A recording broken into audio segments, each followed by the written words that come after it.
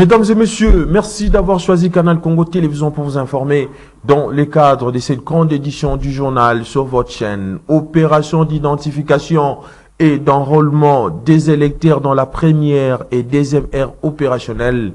La Commission électorale nationale indépendante parle déjà du progrès. Au cours d'une conférence de presse organisée ce mercredi 8 février 2023, Patricia Seyamoulela, rapporteur de cette institution d'appui à la démocratie, a fait part du monitoring jusqu'au 7 février 2023. Ainsi dit-elle, plus de 13 millions de personnes sont déjà enrôlées.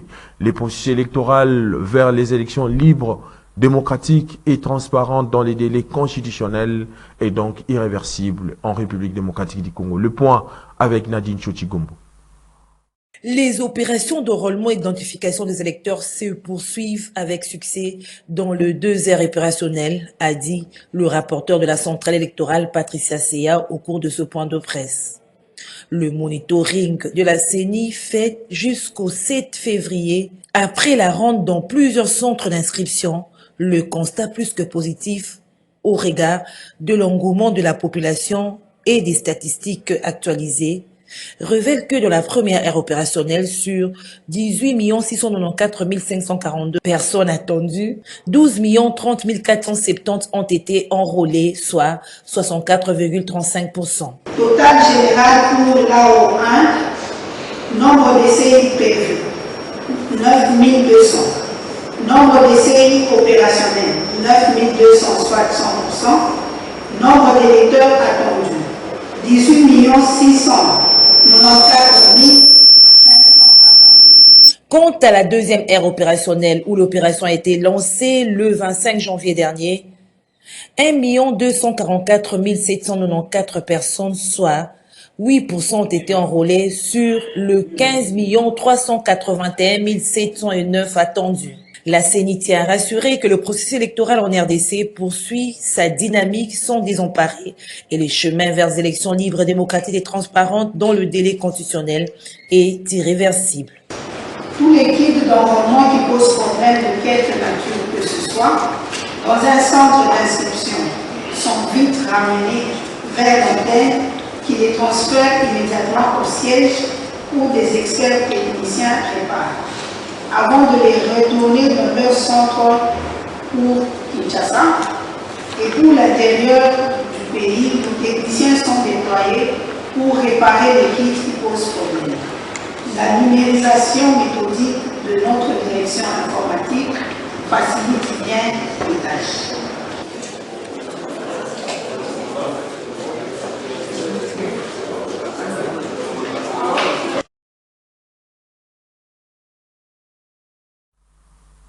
Dans un autre chapitre, altercation entre le manifestation civile et le casque blé dans les groupements des Mounigi et Kibati dans les territoires de Nirangongo, les bilans s'est alourdi. C'est mercredi 8 février 2023, les gouverneurs militaires, les colonels Constant Ndima a communiqué un bilan de 8 civils tués et 28 autres blessés. Suivez. La session était qu'office s'arrête du mardi à Mounigi, en territoire de Niragongo, entre les déplacés de la guerre du 1-23 dans le territoire de Rutshuru se trouvant à Kanyarutunya et des agents de la MONUSCO. Les jeunes ont arrêté au couvert de la mission onusienne qui revenait de Rutshuru pour la ville de Goma. Ils voudraient vérifier ce qui était à l'intérieur de ces véhicules, car ce dernier revenait des zones qui est toujours occupées par les rebelles du 1-23. Du coup, les manifestants ont barricadé les routes pour empêcher le passage de ces véhicules. Des coups de balles ont été tirés par les agents de sécurité pour se créer passage. Au moins 8 civils ont été tués et 28 blessés lors de cette violence. Du côté matériel, 4 véhicules du convoi de la MONUSCO ont été échantillés et toute la cargaison du convoi emportée par les manifestants anti-MONUSCO. Le casque bleu de la MONUSCO revenait d'une mission de ravitaillement à Kiwanja, territoire de Rutshuru, à 75 km de Goma, et se rendait dans la ville touristique de Goma. Dans sa communiqué, le gouverneur militaire du Nord Kivu présente ses condoléances les plus attristées aux familles éprouvées et souhaite prompte guérison aux blessés. L'autorité provinciale a insu le service spécialisé de mener urgemment les enquêtes pour tirer toute la lumière sur cet incident déplorable et dégage les responsabilités de tout et chacun afin que les responsables répondent de leurs actes. Pendant ce temps, une autre personne a trouvé la mort et 12 autres grièvement blessés lundi 6 et mardi 7 février lors des manifestations contre les forces régionales de l'EAC de la ville de Goma. D'après le commandant Herbé de la police à ville de Goma, le colonel Job Alissap indique que des églises et plusieurs boutiques ont été mises à sac par les manifestants anti-EAC dans la ville touristique de Goma. Les activités économiques et scolaires sont reprises pour ce mercredi 8 février de la ville de Goma. Et sous ces soutiens de Joseph Kinzo, président de la communauté Bashi-Baru en République démocratique du Congo, à la population vivant dans la ville de Goma, après ces dernières manifestations, ces dernières, voulais-je dire, appellent-ils la communauté internationale à jouer un franc jeu au lieu de se mettre aux côtés des ennemis de la République démocratique du Congo. Il a dit à Dorcas Vani. Joseph Kinzo, président de la communauté Bashi-Baru en République démocratique du Congo, apporte son soutien à la population de Goma après de manifestations organisées contre les casques bleus de la MONUSCO ayant causé mort d'homme. Je me référer à ce qui a été dit par sa sainteté le pape François à sa visite ici à Kinshasa. Une visite de réconfort. Il a recommandé à la communauté internationale de retirer leurs mains sur nos ressources. Nous le savons très bien.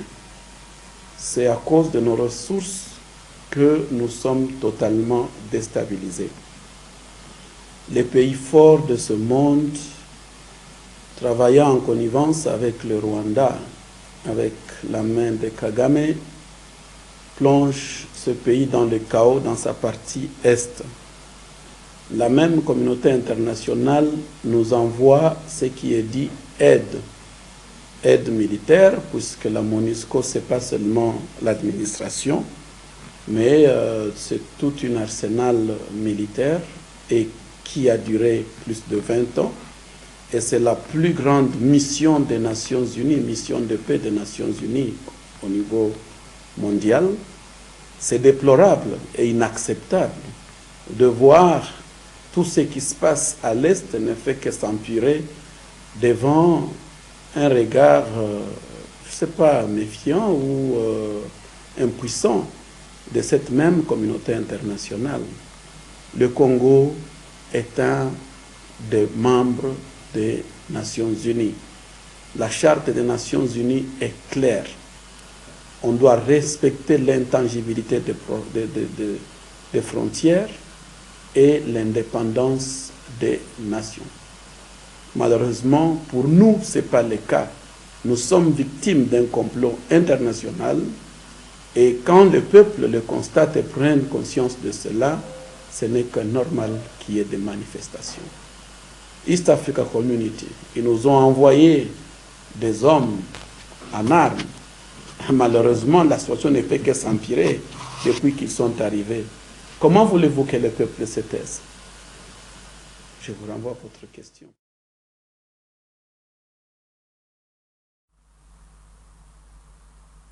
Manifestation contre les casques bleus plutôt de la mission onusienne et les troupes de l'EAC.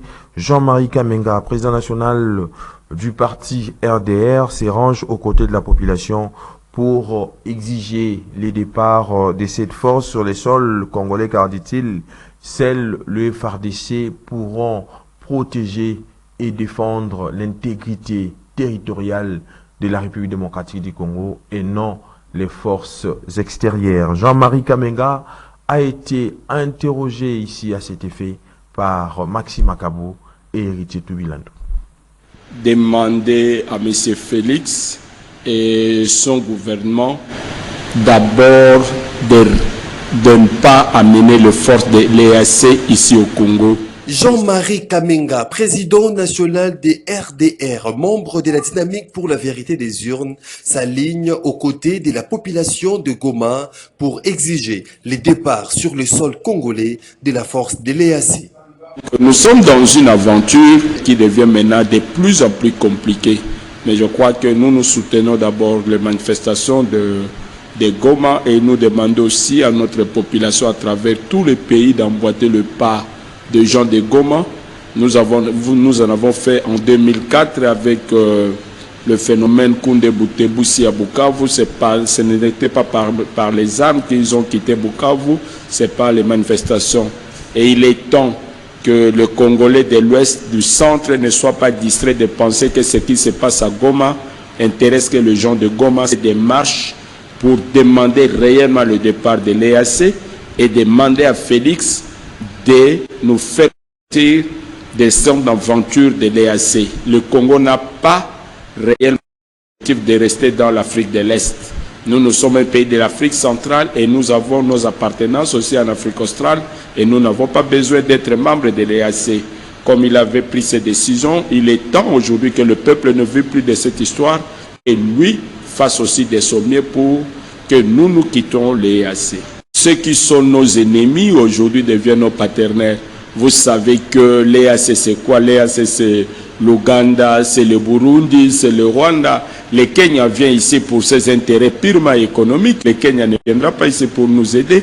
Et nous savons un peu l'hégémonie du Rwanda, du Burundi et de l'Ouganda vis-à-vis de notre pays. Donc, je crois que Félix s'est fait rouler par ses amis.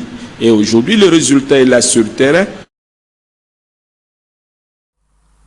Tout à fait autre chose à présent. La décision prise par les conseils supérieurs de l'audiovisuel et de la communication CESAC pour envie de couper les signaux des chaînes rwandaises émettant en République démocratique du Congo est donc saluée par les Kinois.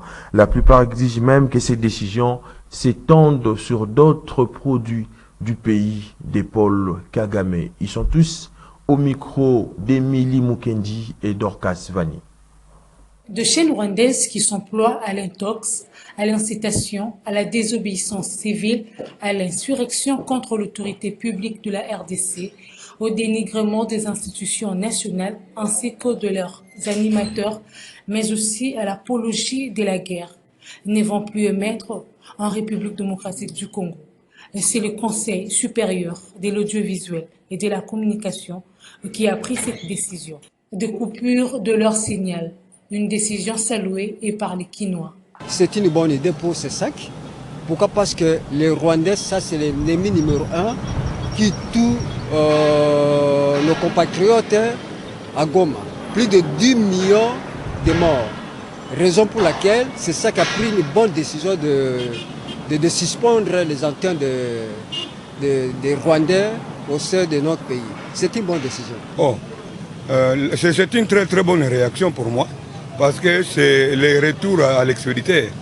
D'après l'information à ma production, c'est le retour à l'expéditeur. Il paraît qu'au niveau du Rwanda, nos chaînes ne passent plus.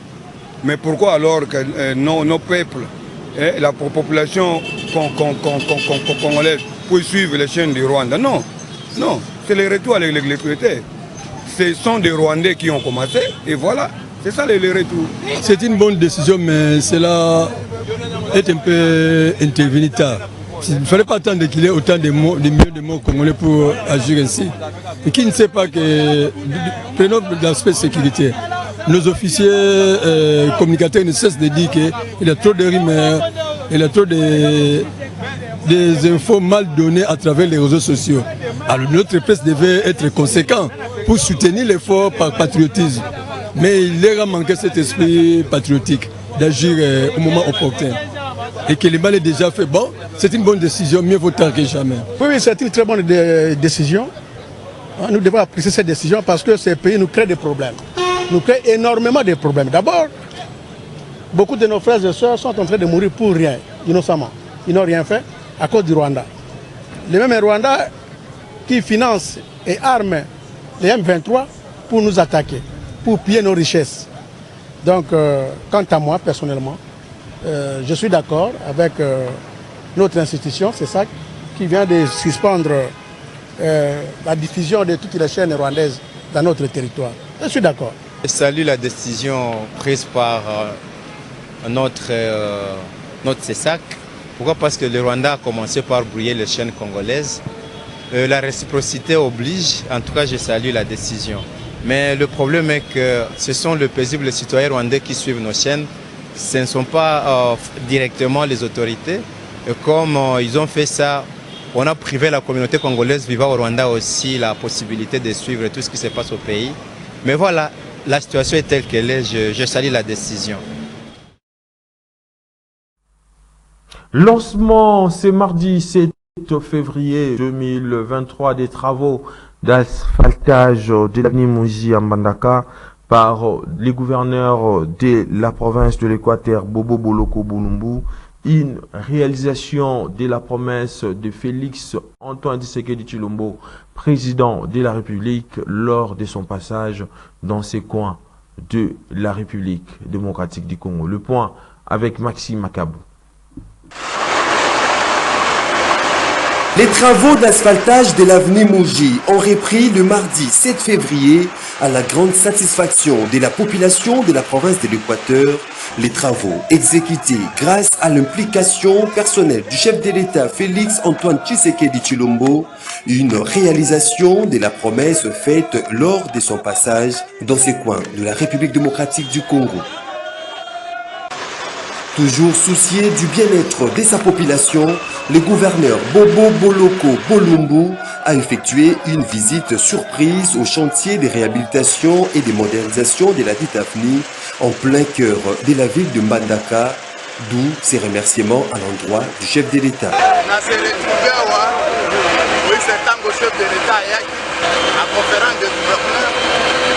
Après ça, il va promesse à l'hôpital mon accueil, va ajouter un kilomètre à Babalabala, à la pandère, je vais tirer à Babalabala et puis Kotonga, université moderne. Yango Kolosonga Naye, Misala Yango, et c'est Bandi. Donc, il y a ce qu'il y a l'hôpital, Aza Salima Balamo. À promettre et à réaliser un bon Balamo.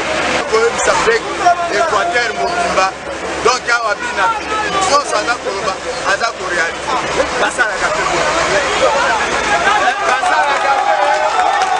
Venir très nombreuses assister et manifester sa joie face à la reprise de ces travaux, la population n'a pas arrêté de ses émotions.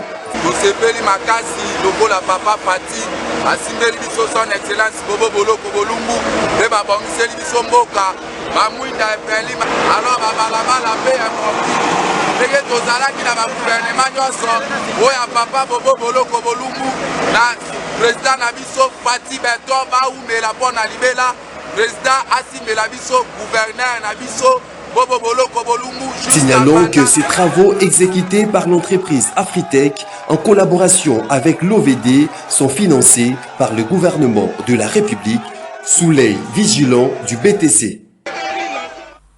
Secrétaire national en charge de mines et riposte du mouvement lumumbiste unifié, Maître Patrick Tinda, appelle donc le chef de l'État Félix Antoine Tshisekedi Tshilombo à appliquer la proposition formulée par l'Observatoire de la dépense publique ODEP lors de sa dernière étude sur la réduction du train de vie des institutions qui réduit les gouvernements à 10 ministres avec un premier ministre pour le bien-être de la population congolaise. Il a dit à Maxime Makabou encore une fois de plus. Dans sa dernière étude sur la réduction du train de vie de l'État, l'Observatoire de la dépense publique ODEP propose une réforme administrative qui réduit les gouvernements à 10 ministères avec un premier ministre au lieu des 45. Une proposition que salue Maître Patrick Tinda du MLP qui invite par la même occasion le chef de l'État à appliquer cela pour le bien-être des Congolais. Nous avons tiré la sonnette d'alarme. Nous avons dit à mettre reprise dans des différentes chaînes de la place pour demander au gouvernement de réduire les trains de vie des institutions. Nous l'avons dit, vous allez voir même dans notre budget, il y a 70% de notre budget qui est réservé au fonctionnement des institutions. Ce que nous sommes en train de voir par rapport à ces pourcentages, ça fait en sorte que notre pays ne puisse pas aller de l'avant. Et nous constatons souvent les dépassements budgétaires des institutions. Et je crois que nous ne faisons que saluer cette proposition de l'ODEP. C'est une proposition salvatrice et je demanderai au gouvernement de suivre cette proposition. On ne peut pas imposer au gouvernement et aux institutions. Nous leur demandons, aux députés, nous demandons au gouvernement qu'ils puissent suivre cette proposition de l'ODEP, puisque ce n'est pas quand même normal. Un gouvernement qui était venu pour travailler d'arrache-pied, pour faire asseoir le peuple d'abord, pour faire asseoir l'état des droits, mais nous ne comprenons pas. Un tel gouvernement aujourd'hui travaille pour les institutions, ce n'est pas normal. Nous voulons que les gouvernements, nous voulons que les élus, les prétendus élus du peuple puissent suivre ce qu'a dit l'ODEP et que l'on puisse réduire les traits de vie des institutions et voir même le nombre des ministères. Une plainte a été donc déposée auprès du procureur général près la Cour de cassation à charge de M. Augustin Matata Pogno et consorts pour parcours tortueux et fraude perpétuée dans le processus d'obtention de son diplôme de doctorat. L'auteur de la plainte est un citoyen congolais répondant au nom de John Kankonda. Quelles sont les motivations et pourquoi en ces moments? Suivez-les au micro de Gisèle, Olivier Toko et Bob Zamba. Je suis congolais d'abord et je pose ce problème pour que le cursus de médecine Matata Pogno puisse être éclairé. Est-ce qu'il a eu les diplômes? Très bien. Dans quelles conditions? Est-ce qu'il a respecté le temps, le Coran? Pourquoi l'Université de Kinshasa avait refusé de le prendre comme assistant? Pourquoi il a dû faire la pression qu'elle est devenue l'homme fort du gouvernement pour aller à l'UPC? Il a fait le scandale là-bas à l'UPC. Il y a des éléments, il y a des preuves que nous avons mis à la disposition de la justice, que la justice puisse trancher. S'il est relaxé, ce n'est pas un problème, nous allons applaudir. Parce que nous voulons, nous mettons la justice devant toute chose. Que la justice qui a commencé à prendre ses galons puisse demeurer. Il faut vous rappeler qu'en 2015-2016, Matata Pogno quitte Lubumbashi pour Kinshasa, là où il a terminé ses études universitaires, comme il devait faire des études post-universitaires. Il a sollicité afin que l'université de Kinshasa puisse le prendre où il devait présenter sa mémoire, hein, ce qui devait terminer son cursus de Kinshasa de Lubumbashi. Il ne remplissait pas les conditions parce qu'il devait aussi être assistant. Les conditions n'étaient pas remplies. 2017, il est nommé le 26 janvier 2017, il est nommé Premier ministre. Il est devenu l'homme fort de M. Kabila en ces temps, où il va encore faire la même démarche pour faire maintenant terminer sa thèse. Et dans le bafouement de tous les principes logiques, normalement, il devait déposer cette requête le 26 et puis attendre même 3 mois pour qu'il soit convoqué. Le 27, il a fait la pression à tout le monde où il devait faire la demande, défendre sa thèse. Ça a été fait. Mais il faut vous dire qu'avant tout ça, comme ça n'a pas marché avec l'université de Kinshasa, il est allé à UPC, là où il a fait la pression même aux membres du jury. Il faut vous rappeler que le professeur Mabi Moulumba a dû quitter parce que la pression était très forte. C'est dans cette condition que Matata Pogno a obtenu son diplôme de doctorat, sa thèse de doctorat en macroéconomique. On a pensé que laisser un monsieur comme ça en l'air, alors nous avons l'obligation en tant que Congolais, en tant que scientifique aussi, après des recherches que nous avons faites, menées un peu partout, on a compris, parce que ce que je vous ai cité, c'était d'abord la première bavure qu'il a dû commettre, et il fallait maintenant essayer d'aller au parquet près la Cour de cassation, qui a instruit l'affaire. Nous attendons que ça puisse venir. Donc c'est une démarche normale. Et ce que nous exigeons dans tout ça, c'est que Matata Pogno puisse retourner ses diplômes, ses titres honorifiques de doctorat et de professeur qu'il a acquis, pour qu'il puisse suivre un parcours normal, comme monsieur tout le monde. Mesdames et messieurs, c'est par ici que nous mettons un terme à cette grande édition du journal sur Canal Congo Télévision, coordonnée par Gisèle Olivier Toko, réalisée par Bruno Nzenga. La prise de vue a été assurée par Olivier Longwangu, en leur nom ainsi qu'au concours de la rédaction de Canal Congo Télévision. Je vous dis donc merci de l'avoir suivi et bonne suite des programmes sur votre chaîne.